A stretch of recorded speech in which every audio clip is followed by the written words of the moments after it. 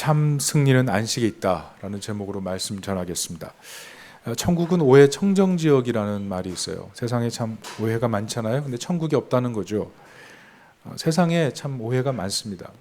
어떤 아내가 남편에게 물어봤대요. 왜 당신은 지갑 안에 항상 내 얼굴 사진을 넣고 다녀?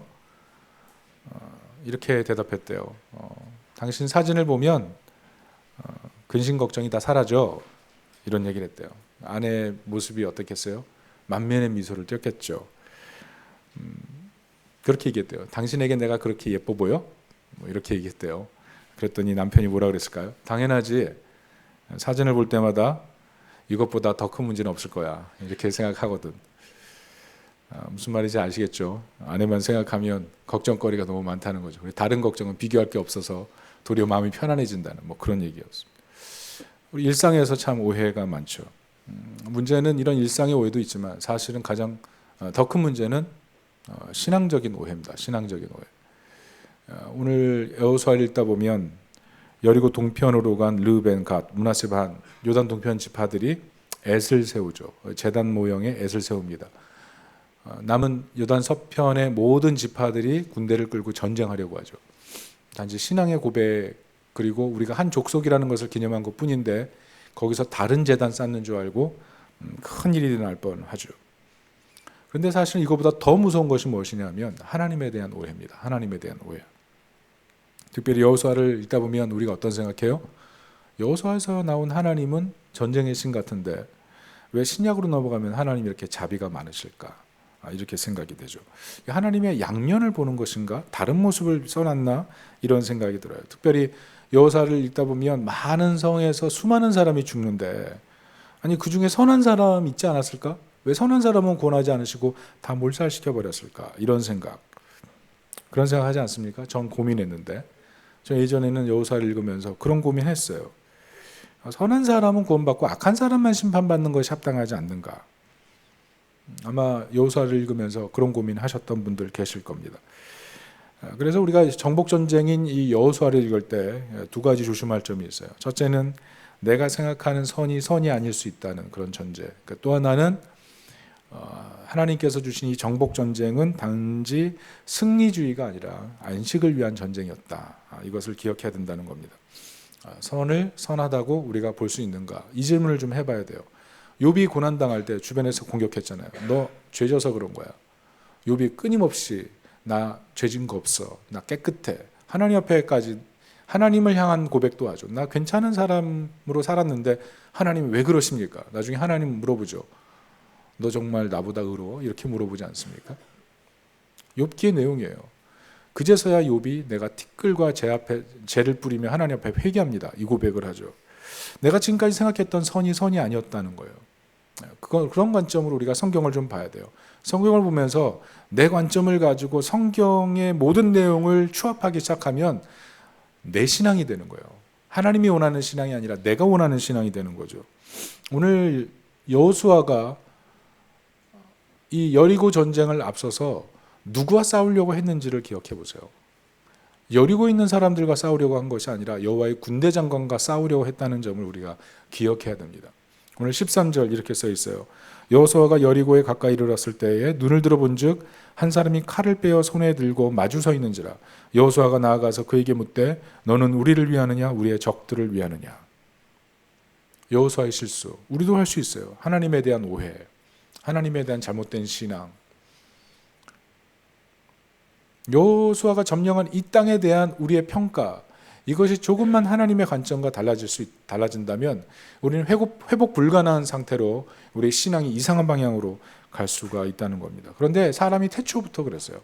에덴 동산에서 아담과 하와가 선악과 먹을 그때부터 사람은 그랬어요. 자기 관점으로 하나님 바라봐요. 그래서 세상에 오해의 청정지역이 없는 겁니다. 신앙생활할 때 반드시 내 안에 오해라는 것은 자라게 돼 있어요. 또 하나 우리가 여호수아를 보면서 조심해야 될 것은 승리에 대한 오해인데요. 우리가 여호수아에서 발견하는 게 전쟁 다 점령하거든요. 그것을 보면서 삶 속에 막 공고하고 낙심될 때 여호수아를 봅니다. 그럼 막 힘이 솟거든요. 이긴 얘기 들으니까 막 나도 여호수아처럼 이겨야지, 다시 소망을 내야지, 소망을 가져야지. 굉장히 좋은 의도라고 생각합니다. 그런데 여호수아서에서 정말 우리에게 승리만을 얘기하신 것일까? 이걸 좀 생각해 봐야 됩니다. 왜냐하면 히브리서 4장 8절에 이렇게 써 있거든요. 만일 여호수아가 그들에게 안식을 주었더라면 그 후에 다른 날을 말씀하지 아니하셨으리라. 무슨 말이에요? 가나안 정복했는데 여호수아가 가나안 전쟁 후에 안식을 누렸어요? 못 누렸어요? 못 누렸다는 거예요. 정복은 했어요? 점령은 했어요? 그런데 어때요? 완벽한 승리가 아니에요. 다 점령했는데 가나안 사람들하고 같이 그곳에서 잘 살았잖아요. 가나안의 문화를 받아들이고 그들의 우상을 숭배하고 분명히 점령했는데 승리하지 못했다. 이게 참 문제예요. 우리 인생에 그런 문제가 많아요. 분명히 내가 뭔가를 이뤘는데 그 이룬 것을 가지고 내가 진짜 만족할 수 있느냐? 그게 안 돼요.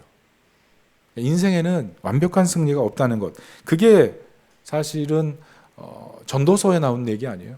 허무하다고. 문제가 뭐예요? 만약 우리가 세상에 대해서 모든 것이 승리주의로 귀결되면 패배라고 생각하는 것은 절대로 안 하게 됩니다. 내가 하기 싫은 일은 절대라고 받아들일 수가 없어요. 하나님이 원해도 내가 하기 싫으면 하지 않아요. 왜? 그건 내 승리가 아니기 때문에. 무슨 말인지 이해가 되십니까?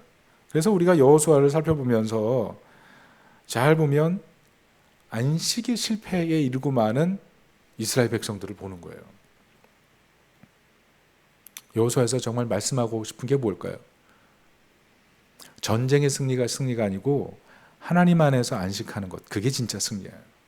그래서 여호수아는 정복 전쟁으로 보기도 하지만 안식 전쟁으로도 봐야 돼요. 안식 전쟁. 하나님 안에서 하나님과 연합하여 안식할 수 있는 능력. 그게 진짜 승리라는 거예요. 여호수아 1장 13절 이렇게 써 있습니다. 여호와의 종 모세가 너희에게 명령하여 이르기를 너희의 하나님 여호와께서 너희에게 안식을 주시며 이 땅을 너희에게 주시리라 하였나니 너희는 그 말을 기억하라. 무슨 말씀이에요?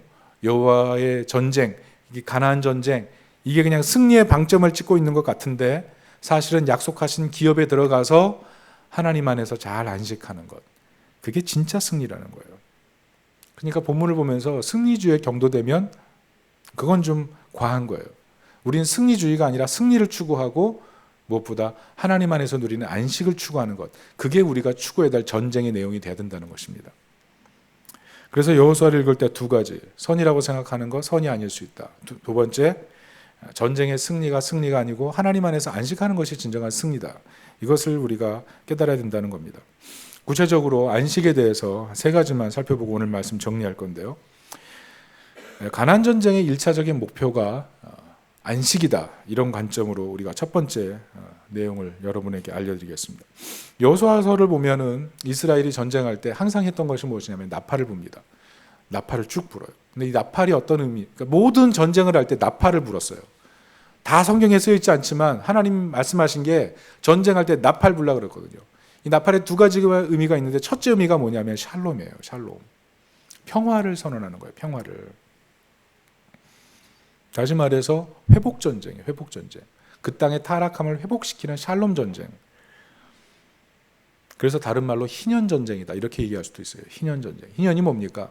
이스라엘 백성들이 7749, 49년, 50년째 되는 이 절기 딱딱 지키고 50년째 될 때는 사회 경제적으로 빚진 자들 해방시켜주는 거예요. 땅도 복원시켜주고 종으로 있던 사람도 풀어주고, 그래서 완전히 이 하나님 나라의 통치를 보여주는 것, 그게 이스라엘 공동체에 하나님께서 명하신 거거든요. 희년. 그러니까 이스라엘 백성들이 가나안 땅에 들어갔다는 것은 이 희년을 성취하고 희년을 이루어야 된다는 거예요. 그 얘기를 선언하고 있다는 겁니다. 예수님께서 오셔서 하셨던 얘기도 바로 희년에 대한 거였습니다. 누가복음 4장 18절부터 19절 이렇게 써 있습니다. 주의 성령이 내게 임하셨으니 이는 가난한 자에게 복음을 전하게 하시려고 내게 기름을 부으시고 나를 보내사 포로된 자에게 자유를, 눈먼 자에게 다시 보게 함을 전파하며 눌린 자를 자유롭게 하고 주의 은혜의 해를 전파하게 하려 하심이라 하였더라. 여러분, 가난한 자에게 뭐가 복음이에요?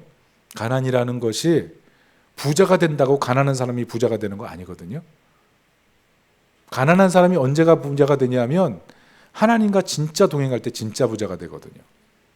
복음을 만날 때, 그리스도를 만날 때 진짜 부자가 되거든요. 눌린 자가 언제 자유해요? 하나님의 은혜 가운데 있을 때 진짜 자유하거든요. 못 걷는 자가 걷게 되고 절망에 빠진 사람이 희망을 얻고 소망을 얻고, 그것은 하나님 안에서, 그리스도 안에서 가능하다는 거예요. 그것을 예수님께서 선포하셨다는 거예요. 예수님은 진정한 인연을 선포하고 이루시게 오신 분이라는 거죠. 오늘 여호수아는 그 예수님을 상징하는 도구고 가나안 땅에 샬롬을 선언하는 존재로 지금 여호수아가 서 있는 겁니다. 그러니까 가나안 전쟁이 살육전이에요, 뭐예요? 샬롬 전쟁. 그것을 먼저 봐야 된다는 거예요. 희년 전쟁, 안식을 주기 위한 그 전쟁으로 봐야 된다는 겁니다. 왜 그러냐 하면 오늘 여호수아 이 5장에 보면 가나안 전쟁에 앞서서 이스라엘 백성이 선택한 게 무엇이냐 하면 할례예요, 할례. 2절 3절을 한번 같이 읽어볼게요. 시작. 그때 여호와께서 여호수아에게 이르시되 너는 부싯돌로 칼을 만들어 이스라엘 자손들에게 다시 할례를 행하라 하시매 여호수아가 부싯돌로 칼을 만들어 할례산에서 이스라엘 자손들에게 할례를 행하니라. 굉장히 황당한 요구를 하나님 하셨어요. 전쟁 전인데 남자 꼼짝 못하도록 만들어버리죠. 할례. 이 수술을 하고 나서 남자는요 한 일주일 동안 아무것도 못해요. 갑자기 움직이거나 뭐 확 들거나 뭐 싸우거나, 그건 전혀 말도 안 되는 얘기예요.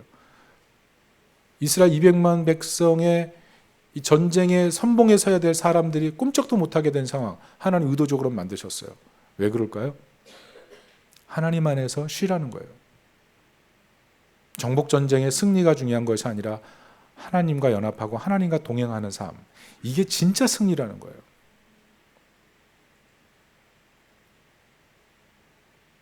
여러분, 우리 인생의 전쟁을 할 때 내 전쟁에서 승리하고 그것이 참 우리에게 중요하고, 그렇지만 그 전쟁을 하면서 우리가 점점 잃어버린 게 뭐냐면 마음의 여유와 마음의 자유예요.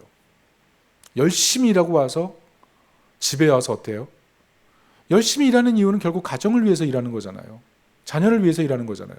근데 열심히 일한 다음에 스트레스 다 받고 와서 가정에 와서 폭탄 투하를 해버리면 어떻게 가정이 하나님 나라 되겠어요? 그건 뭔가 잘못된 거죠. 결국 하나님 안에서 안식하는 삶을 살 때 우리는 삶에서 승리가 가능하고 가정에서 승리가 가능하고 어느 곳에서 승리가 가능해요.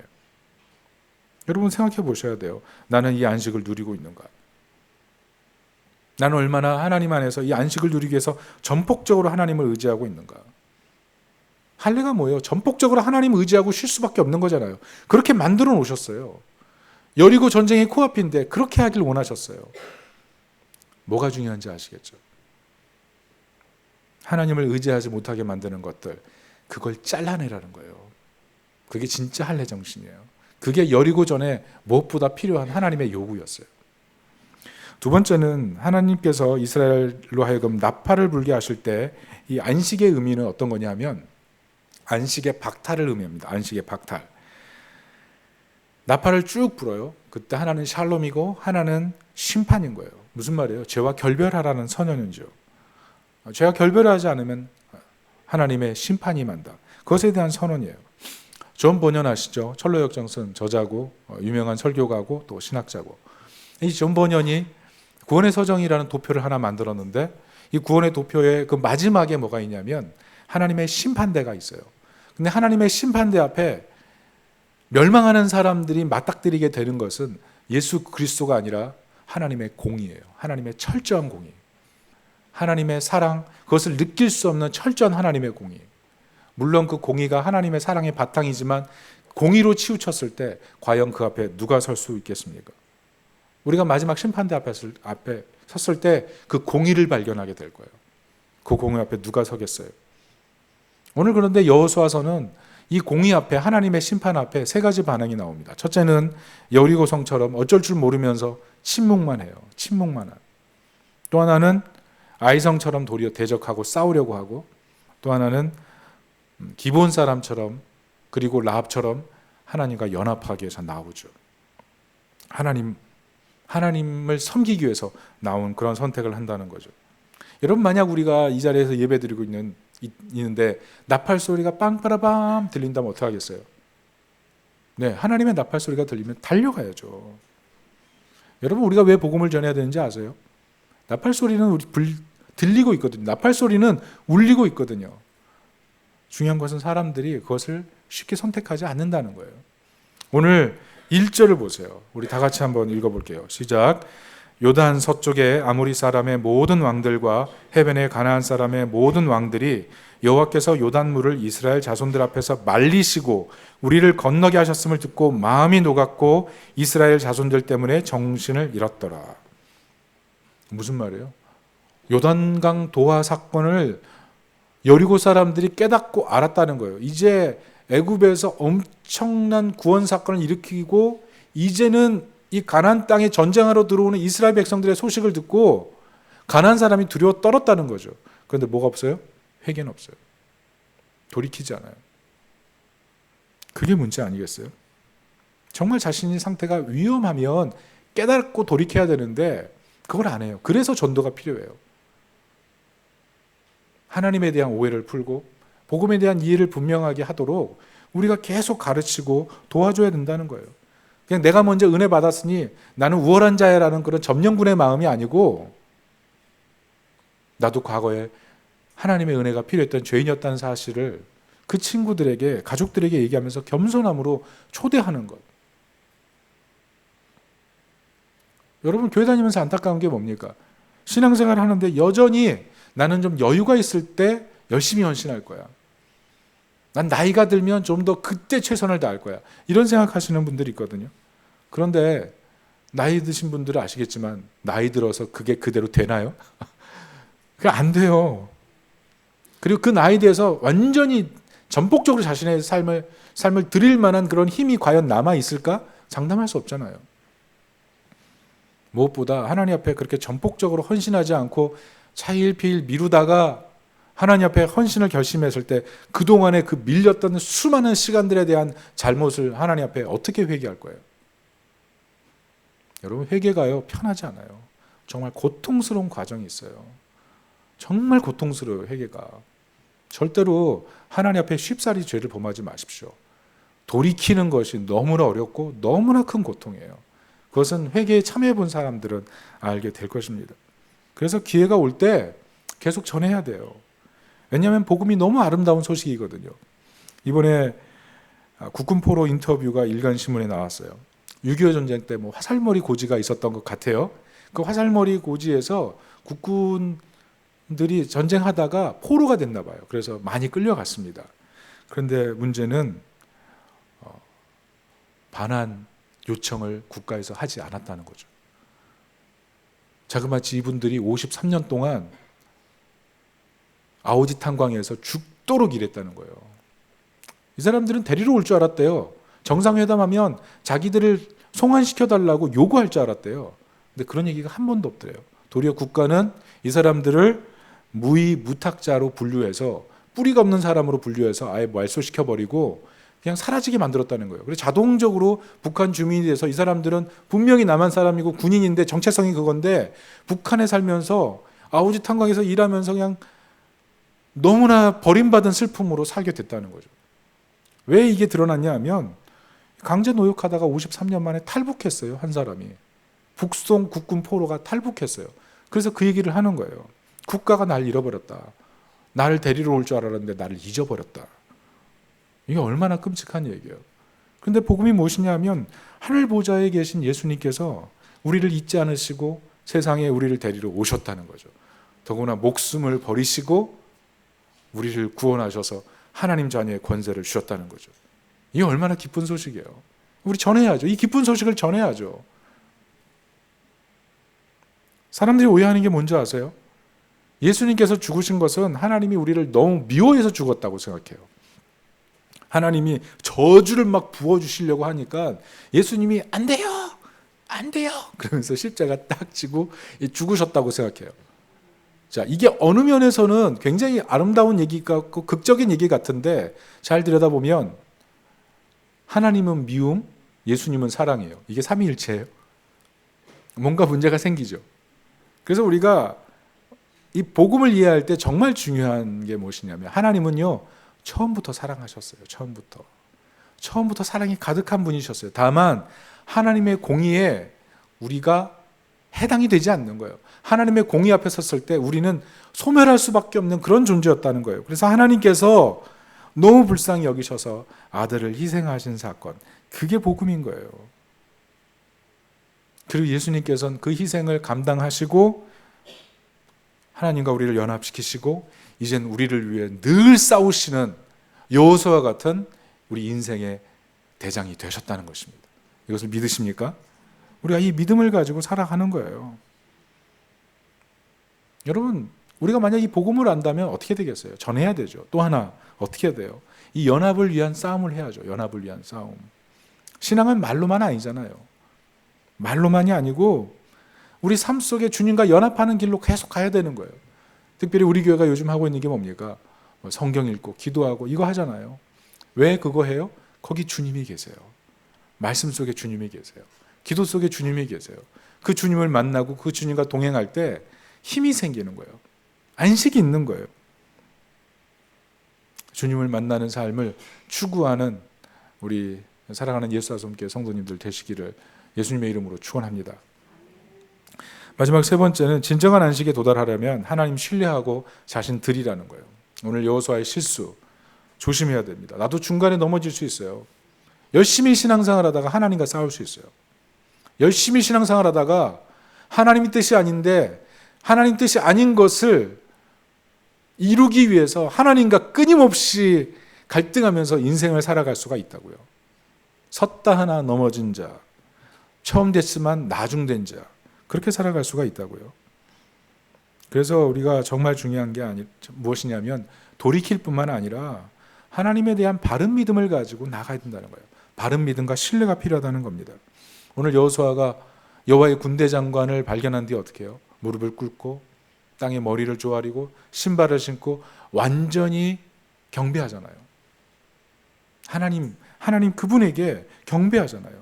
왜요? 내 인생의 싸움에 내가 싸우는 게 아니라 내 앞서 싸우시는 분, 그분을 의지할 때 진짜 싸울 수 있다. 이 고백하는 건 아니겠어요?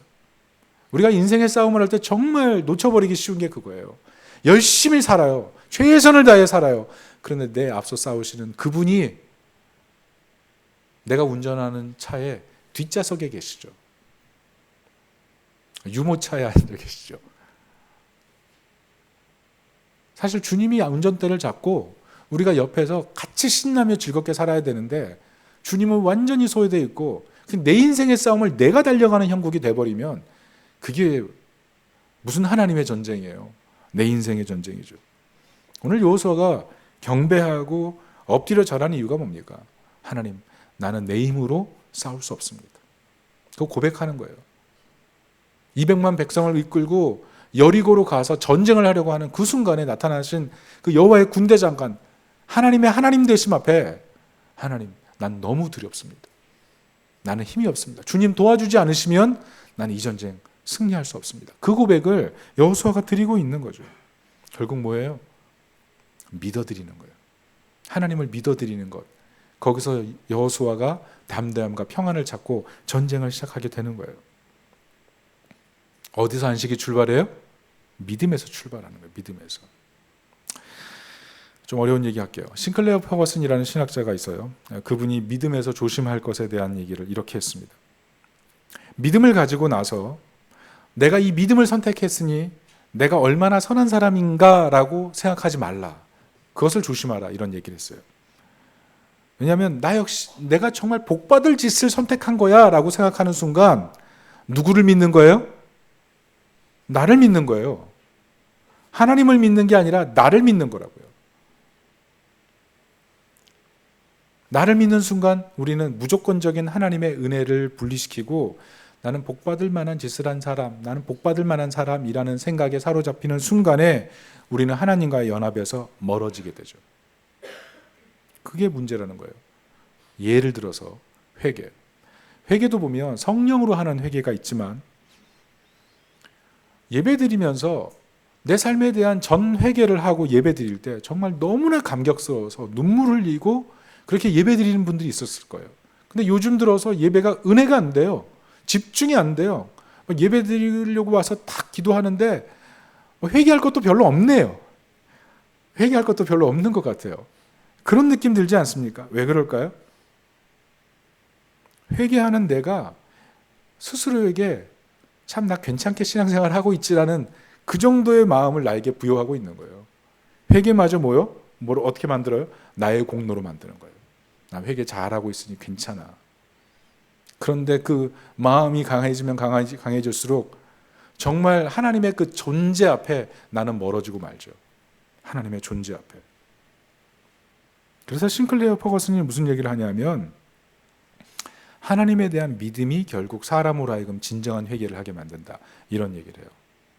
하나님의 전 존재 앞에 설 때만 두렵고 떨림으로 나의 죄의 크기를 정말 바라보게 되고 그제서야 회개하게 된다는 거예요. 회개해서 참 믿음에 이르는 게 아니라 하나님의 전 존재 앞에 섰을 때 우리는 정말 진심 어린 회개를 하게 되고 하나님 앞에 겸손히 나아가게 된다는 거죠. 자, 이게 맞는 것 같죠? 회개와 믿음을 사실 쫙 구분하기는 어려워요. 그러나 구원 사건 안에서 이 하나님에 대한 전폭적인 믿음이 내 삶에 사라지는 순간 우리는 하나님의 은혜의 감격은 자동적으로 조금씩 퇴색될 수밖에 없다는 거죠. 어렵습니까?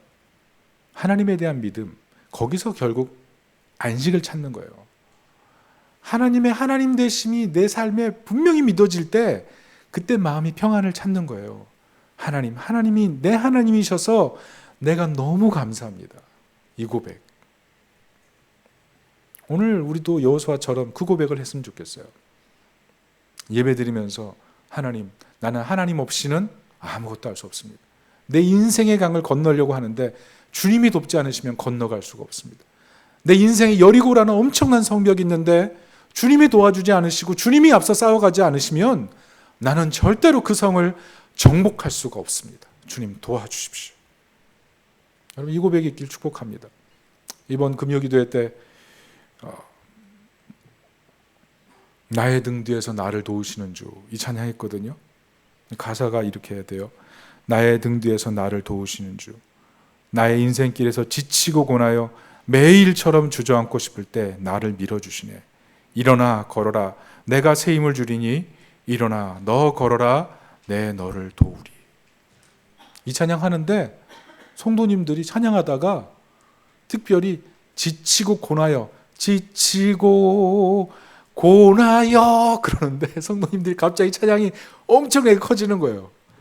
야, 진짜 삶이 힘드시구나. 정말 힘드신 분들이 와서 기도하는구나. 위로 받았을까요? 안 받았을까요? 왜 위로 받아요? 그 찬양을 부르면서 하나님에 대한 믿음이 생기니까 그 찬양을 부르면서 위로가 되는 거예요. 지치고 너무 고난데 일어나라 말씀하시는 그 하나님이 내 하나님이란 사실을 찬양을 통해서 발견하니까 위로가 되는 거예요. 위로가.